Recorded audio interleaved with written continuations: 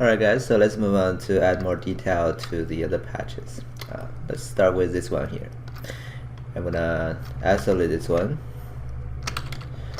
and then oops, you can see it does have an inside face, right? So if you think about the production later on when you're using Maya maybe to do retopologizing, you probably don't want to have a thickness like this. It's too thin, and when you drop quad draw tools, the point will be able to snap to the back faces, which is really ugly.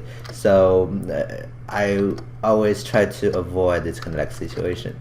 If I do need thickness or need it to be appears to have thickness, I will just have a little bit. So what I'm gonna do here is BZM, whoops, and then holding down space, use insert region, polygon, all polygon, whoops, polygroup all, so that I can just insert in a little bit like that. Then Control Shift and double click on this guy to hide this guy and do delete hidden. That way I will have just a little bit of thickness on the edge, on the inside. Okay. Kind of want it to be a little bigger or thicker. Appears to be, I'm not sure, maybe a little thicker. I lost my original reference. I'm just gonna do this one, but yeah. So yeah, I'm gonna go for extrude all polygons and drag out, holding down Shift to just give it a little bit more thickness. Or you can also go extrude polygroup all. That will only extrude this part out. You can again hold it down Shift to basically just push them out. Now of course I need to push these guys in. Right. When you see this kind of like weird geometry happening here, that's because of the live boolean.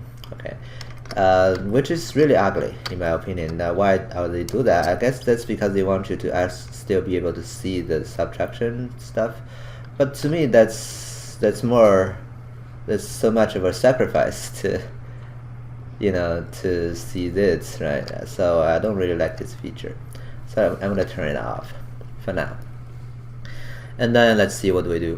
We can go ahead and start give this patch just a little bit more variations on the edge. Oftentimes when you have something like some stitching around it, you tend to push the outside range or the outside edge in a little bit because of the stitching, right?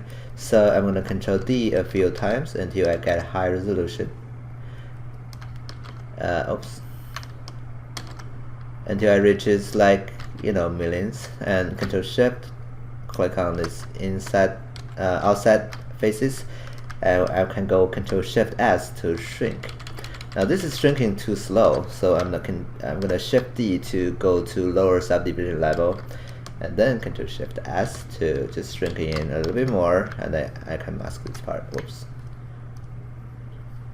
The alpha is something else. Let me mask this part, and then Control Shift click to get everything back. You can see I'm basically having a little edge unmasked. Sometimes it's not perfect, but it's gonna serve my purpose quite nicely. So I'm gonna Control I again to inverse it, right, and Control click to just blur it. Okay, and then I can do this inflate to inflate this middle part out. So that gives me this cool little edging going in, just a little bit. Alright. I think I want a little bit more visible, so Control C, go back. I'm gonna say, how about we go higher than this. So I'm gonna go for masking and grow mask instead of blurring it, so that we can grow more. Again, if it's getting too slow, you go to lower subdivision level, you grow it here. And tighten it up, grow it a little bit more. Oops. Tighten it up. And go to higher subdivision levels. And then we're gonna go for the inflate. Oops.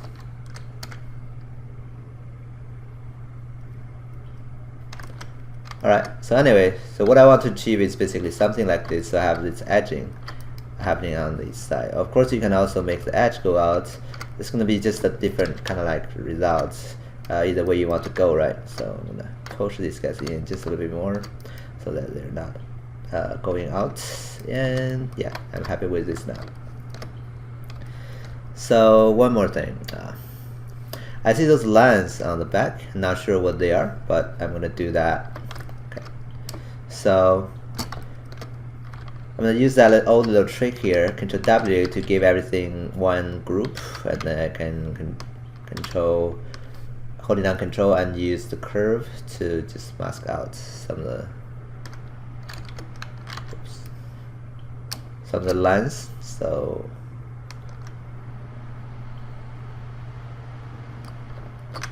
and oops, Control W to give them a group, and one more line.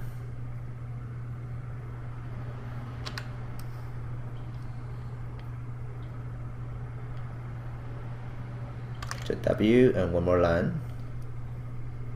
Just keep adding those lines until you are getting the lines you need.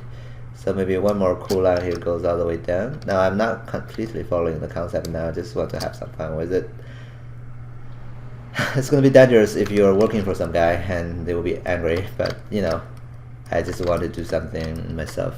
Oftentimes I'm a free artist. Okay. Or I'm a professor, so sometimes I like teaching because, you know, I oftentimes if you're working, you have these limitations of the concept from concept artists. I mean, no offense, right? If you can do whatever they throw at you, that tells something, right? But I just want to be more free.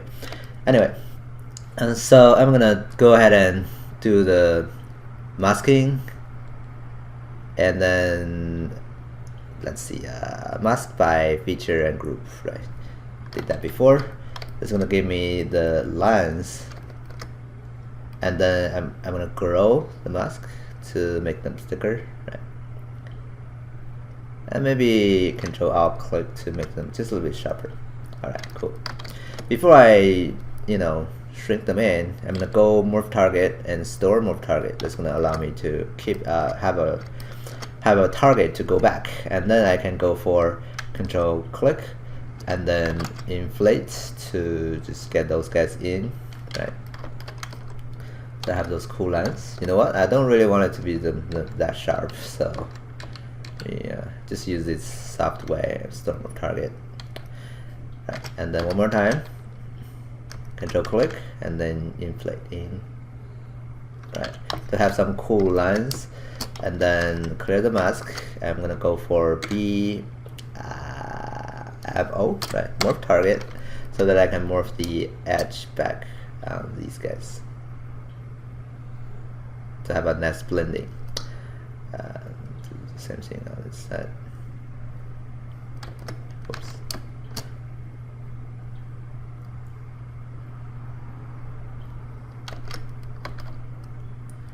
Alright, cool. So now we have this, and yeah, that's something, right? Some detail there. We're gonna go ahead and let me clean this up. Create stitches. Now for stitches, I already showed how to create your own stitch brush. Now it's time to show you how to get something from someone else.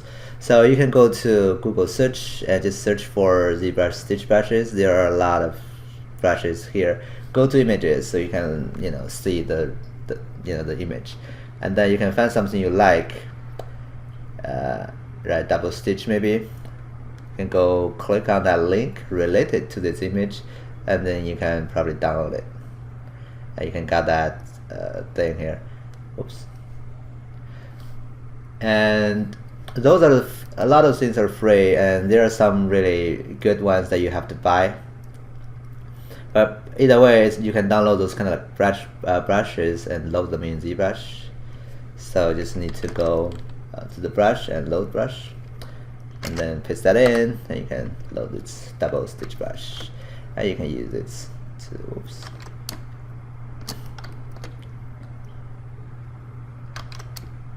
It's not a very, I think I just need to make the intensity stronger maybe. So I can go ahead and use this to create the stitches around. Okay. I want them to be just a little bit bigger. Oh, it's too big. Let's try 16.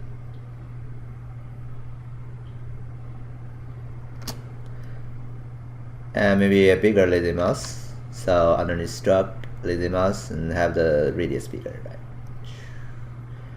Alright.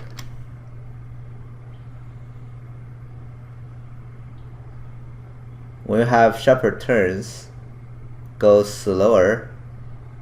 The slower you go, the bigger the of an arc you can go. So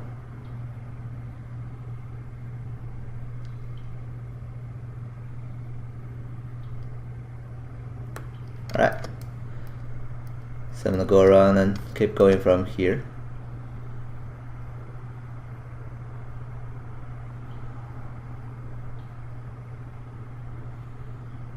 Again, you have a sharper turn, right? Turn it slowly and carefully. Right. Now those curve brushes, or stitch brushes, are not going to be super perfect, because when you have turns, you're also using that straight alpha, so it's going to have some sort of like limitations you have to be aware of.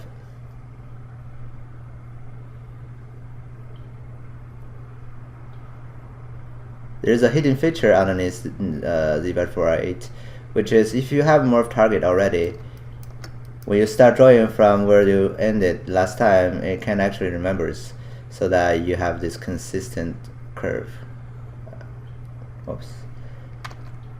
Probably need to redo this. So again, you're facing a sharp turn, go slower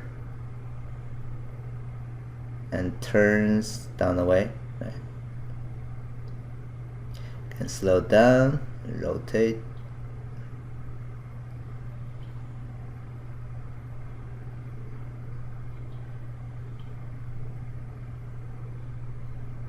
Alright. Keep going from there.